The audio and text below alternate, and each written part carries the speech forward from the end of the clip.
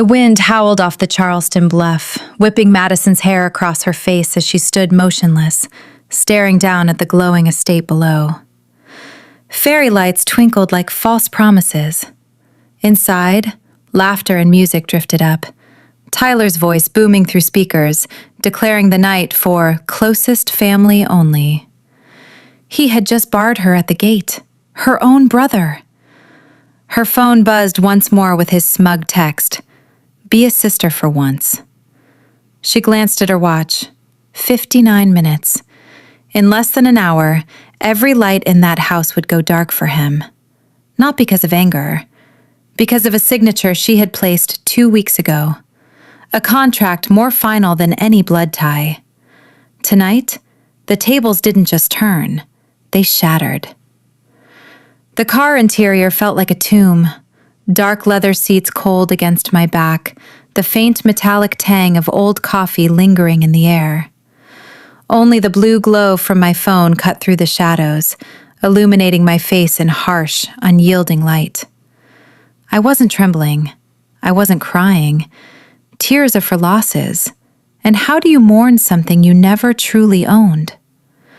Their love had always been a mirage, something I chased by pouring everything I had into their lives. Every dollar, every late night, every structural blueprint I drafted while they slept soundly in the house I secretly kept afloat. I had been the invisible foundation, strong, silent, and utterly replaceable. I opened the escrow email again, though I knew every word by heart. Sale confirmed. Transfer complete. The waterfront estate at 114 Mapler Crest Drive, $1,450,000 paid in full 2 weeks earlier to a faceless investment fund. They hadn't bought a home. They bought an asset with one unbreakable rule: immediate vacant possession. No grace periods, no family exceptions, no extensions. Tyler believed he still had time. Yesterday's message still glowed in my notifications, tucked between his rants about centerpieces and guest lists. "We need a few more days to move the gifts. Madison, be a sister for once." He thought guilt was a negotiable term, that a few pleading words could amend the iron clauses of reality. But my heart wasn't an open contract anymore. It was a file stamped closed. The dashboard clock flipped to 7 p.m. The deadline had passed. Somewhere inside those walls, Tyler was raising a champagne flute, toasting a future built on stolen ground, a ballroom that legally belonged to strangers now, trespassers in tuxedos and silk gowns, oblivious to the guillotine hovering above their perfect evening. My breath fogged the windshield for a moment. I remembered all the nights I'd parked here before, staring up at the house, wondering if I'd ever walk through the front door as anything other than the checkbook. Every renovation I funded, every beam I reinforced, every coat of paint. It had been tribute paid to a family that measured my worth only in utility. I rubbed my temples, searching for regret. Nothing came. Only a cold, architectural clarity. Structures fail when foundations are compromised. Tonight, I was correcting a 17-year defect. My thumb hovered over the message to the buyer's attorney. No hesitation. The words flowed with the same precision I used on million-dollar load calculations. It is now 7 p.m. The property is legally vacant, regardless of current occupation. I formally request security and management take possession at exactly 7:15 p.m. No extensions, not 1 second. Send. The progress bar crept across the screen, slow, deliberate, unstoppable. A digital blade descending. This wasn't vengeance. It was balance sheet justice. A ledger soaked in red ink for 17 years, finally zeroed out. Outside, the estate lights still sparkled like distant stars. A string quartet played something soft and romantic. In 15 minutes, that melody would fracture. I leaned back, eyes on my watch, second hand sweeping. Tick, tick, tick. Each click echoed the years I'd waited, silent, strategic, a ghost gathering weight in the shadows. 17 years since Mom's death, since the light went out, since I learned that love, in my house, came with a price tag. 17 years. That's how long the silence had stretched, like a taut cable holding up a bridge no one else could see. The night Sarah died, the house didn't just lose its warmth, it lost its compass. I was 14, still small enough to believe that grief was temporary, that my father would eventually look at me the way he looked at Tyler. Instead, Charles turned the funeral flowers into a new ledger, one son to carry forward, one daughter to carry the weight. The trust fund was supposed to be my lifeline, $120,000 earmarked for college, for architecture school, for the future Sarah had whispered about during late-night talks when Charles was working late. She'd signed every page herself, her handwriting steady even as the cancer ate her from the inside. But the ink on her death certificate hadn't even dried before Charles found the loophole. A quiet meeting in a bank office. A forged signature that looked close enough if you didn't look too hard. The money vanished into Tyler's first revolutionary startup, a drone delivery app that crashed and burned in under a year. No one asked me if I minded. No one asked if the girl who'd just lost her mother wanted her future pawned for her brother's daydream. I didn't shatter. Survivors don't get that privilege. I got up at 5 a.m. to scrub restaurant floors before school. I balanced trays of coffee during lunch while classmates planned prom. I studied load-bearing calculations in the university library until the janitor flicked the lights. I lived in a rented room that always smelled faintly of bleach and someone else's regret. I never asked Charles for a dime. Asking would have meant admitting I still hoped he'd see me. And then, years later, I found the waterfront land, the last scrap of Sarah's heritage that Charles had sold off cheap to cover Tyler's gambling markers. I bought it back with money I earned drawing blueprints at 3 a.m., negotiating with contractors at dawn, refusing to let exhaustion win. I didn't buy the land to gloat. I bought it to anchor something that had been drifting since I was 14. The house rose slowly. Every nail I approved, every window I measured, every structural reinforcement I designed. It was quiet reclamation. Tyler never knew how much of his dream home came from my sleepless nights. He assumed the money was endless, like air. He assumed I would always be there, the useful sister who never complained. He was wrong. I opened the private wedding portal on my phone again. The screen lit up with curated glamour. Tyler and Abigail posed on the wraparound porch I'd spent 6 months perfecting. The caption underneath was surgical in its cruelty.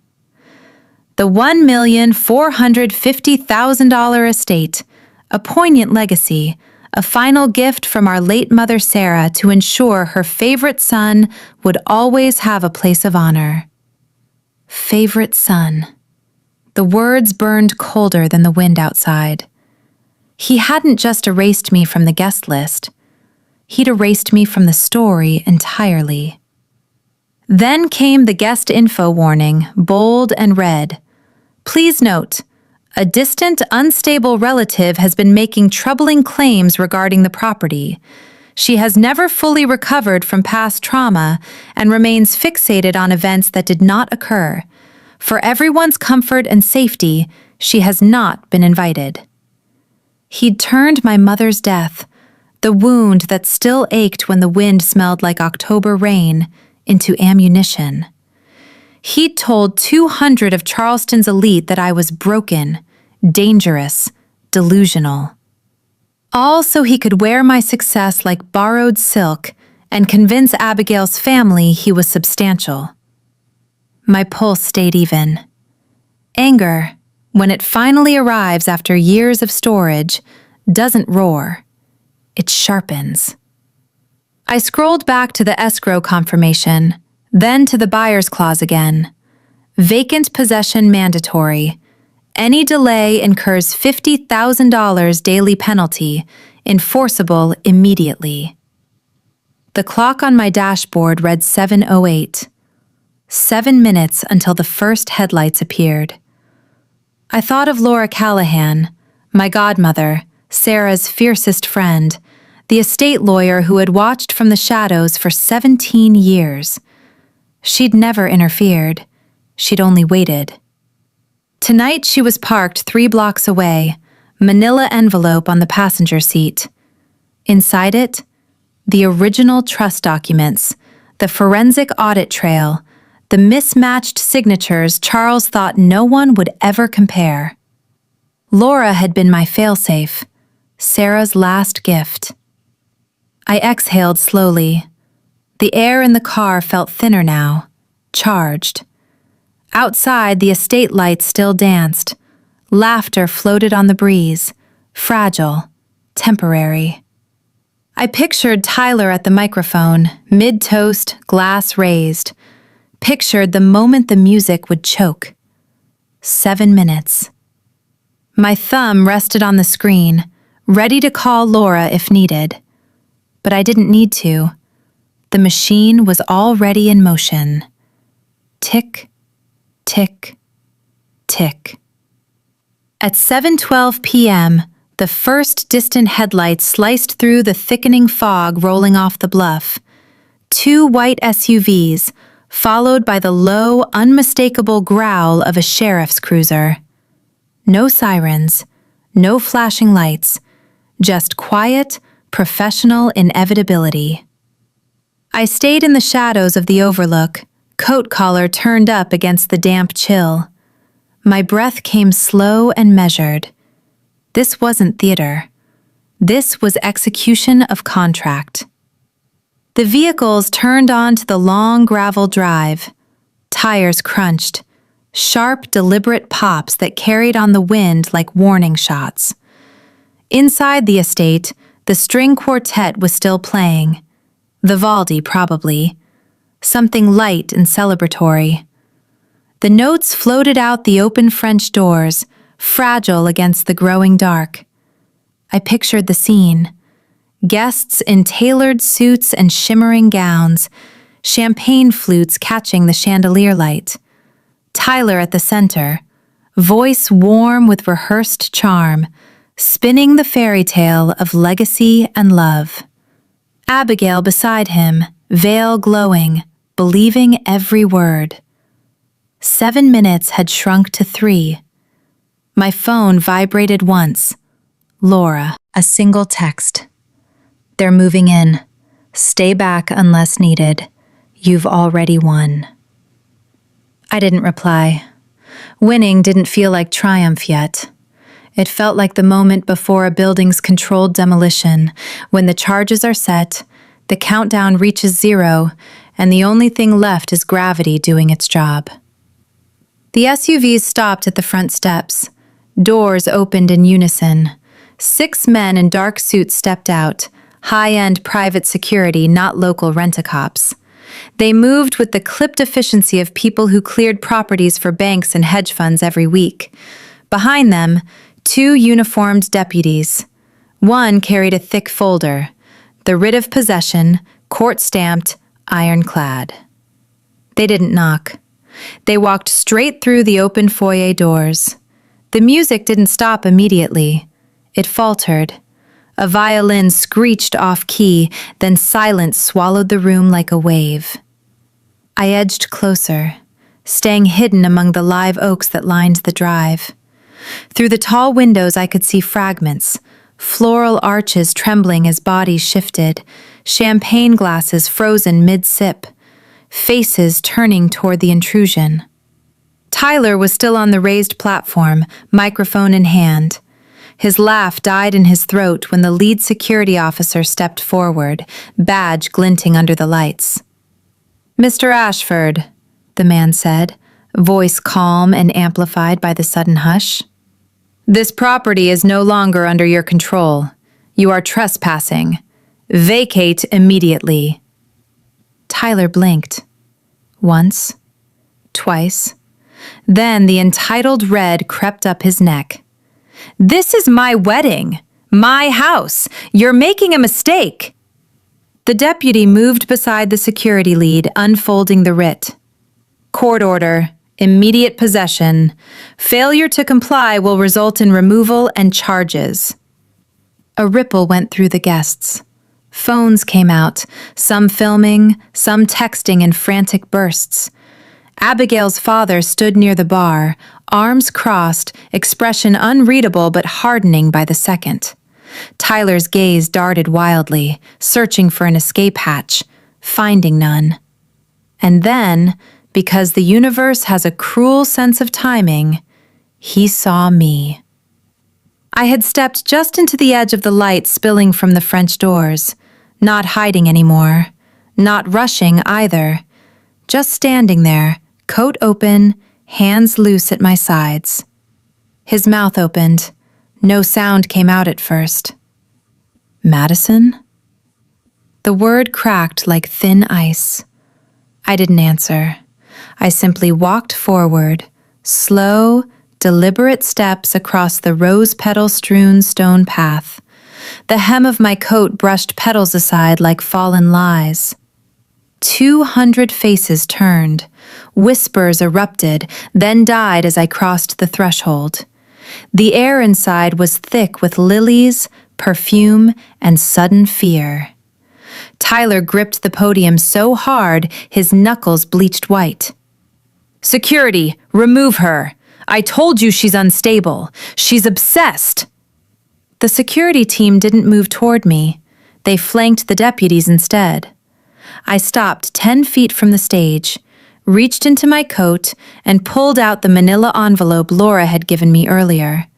Thick, heavy with 17 years of buried truth. "You told them this house was a gift from our mother," I said. My voice carried clear and low, no shouting, no tremor, just fact. "You told them I was delusional, dangerous, a ghost haunting a past that never existed." I opened the envelope, drew out the first document, a high-resolution scan of the trust withdrawal form, the signature at the bottom, Sarah's name, except it wasn't hers. I held it up so the front row could see. 17 years ago, Charles forged this, took my education trust, funneled it into your startup that failed in 8 months, while I walked miles at night for scholarship interviews. A murmur rose, low at first, then swelling. Abigail's father stepped forward, took the page from my hand. His eyes scanned the dates, the discrepancies. His jaw tightened. I pulled the second document, the original land deed Charles had sold to cover Tyler's debts. "This waterfront property, the one you called Mom's legacy to her favorite son? I bought it back, with my money, my firm, my nights, to honor the woman you both erased." Tyler's face drained to gray. "You're lying. She's lying."